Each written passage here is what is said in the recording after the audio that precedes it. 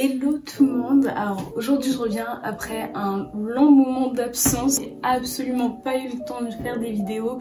Je vais essayer de reprendre un peu petit à petit. Je sais que je serai pas régulière. En tout cas je vois toujours vos messages. Je réponds tout le temps puisque ça me fait énormément plaisir.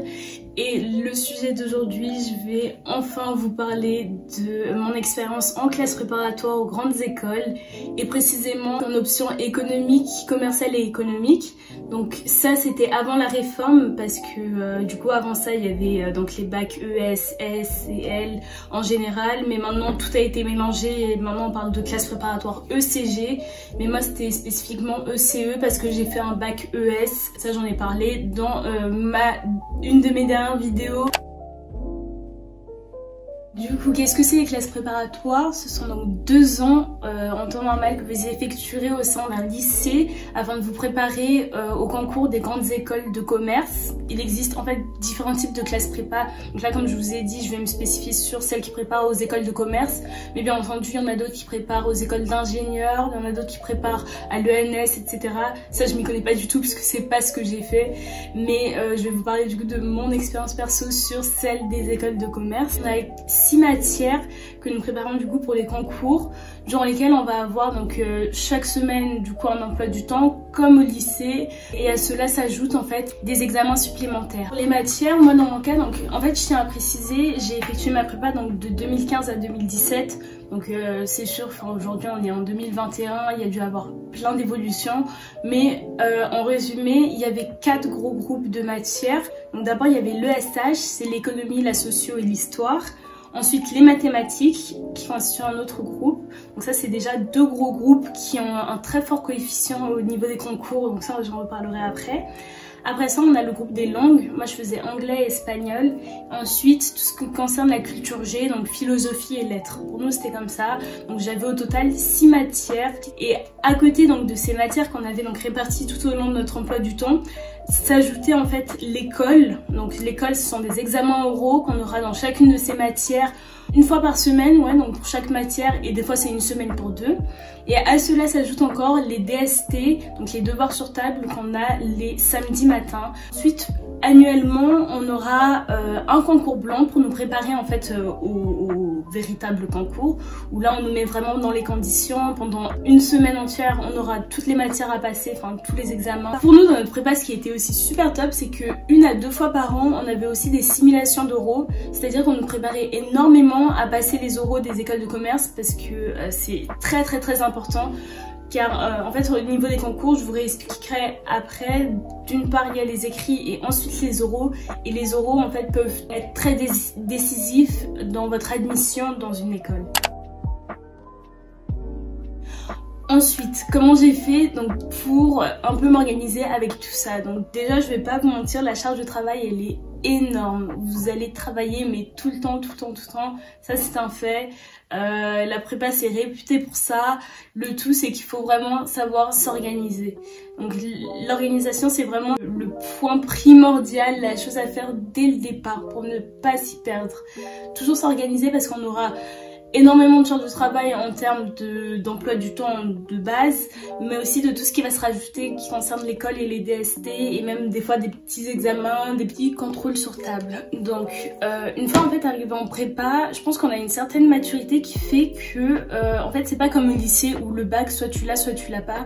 On connaît l'enjeu qui est qu'à la fin des 2 ans de prépa, on a un concours, et concours dit place limitée. Donc on sait que on est obligé de travailler, ce qui fait que pendant chaque cours il faut être énormément attentif, vraiment écouter le cours mais le plus sérieusement possible. Ne pas hésiter à poser des questions aux professeurs quand on ne comprend pas, parce qu'ils sont là pour nous aider, ils sont hyper bienveillants et n'auront aucun mal à vous expliquer ou vous réexpliquer quand il y a des choses qui ne vont pas. Au pire des cas, vous allez les voir à la fin des cours pour essayer de comprendre davantage. Tout ça c'est l'attitude qu'il faut avoir pendant le cours. Et le truc c'est après le cours, il y a aussi notre travail personnel. Il faut approfondir le cours pour pouvoir essayer de se démarquer. Pour faire ça en fait, il faut être très au courant de tout ce qui se passe autour de nous en termes d'actualité.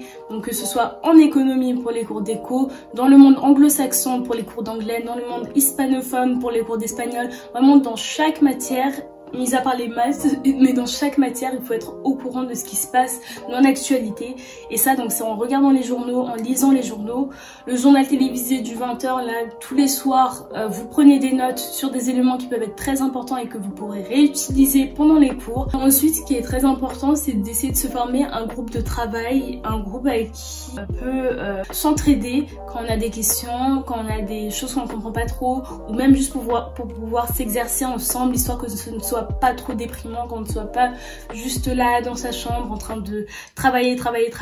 Expliquer plutôt que moi, ma classe prépa était très bien dans le sens où il n'y a jamais eu tout ce qui est compétition et tout, mais ce n'est pas le cas de tout le monde, ça je suis totalement au courant.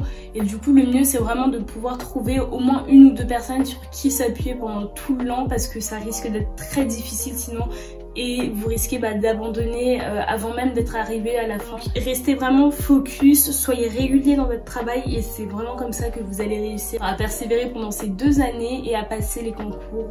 Entre la première et la deuxième année, donc on a exactement les mêmes cours.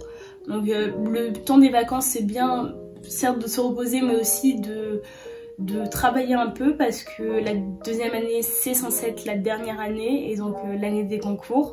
Du coup il faut bien commencer à se préparer, bien réviser ce qu'on a vu en première année pour essayer de ne pas être trop perdu concernant le programme de seconde année. Et une fois en seconde année, donc c'est exactement la même chose en termes de cours. La charge de travail est quand même un peu plus élevée, je crois qu'il y a plus d'heures de travail, mais fin avril en fait les cours s'arrêtent, même un peu plus tôt parce qu'il y a la période de révision, et que donc de fin avril à début mai il y a les concours aux grandes écoles.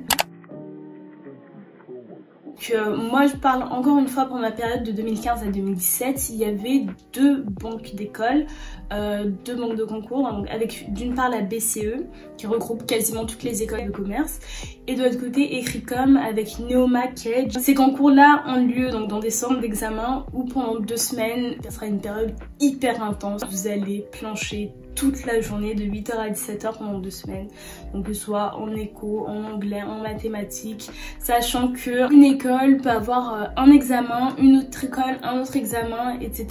Ou des fois ce sera un examen qui va regrouper plusieurs écoles. Au fur et à mesure, durant les 2 années de prépa, vous saurez quels examens prétendent à quelles écoles, dans le sens où c'est très lourd, et donc cette période là il faut que vous soyez vraiment bien accompagné, bien épaulé. L'idée aussi en passant les concours, c'est d'essayer d'avoir un objectif qui est clair et atteignable, et donc cet objectif vous l'aurez plus ou moins construit donc tout au long de l'année avec ce que vous visez comme école.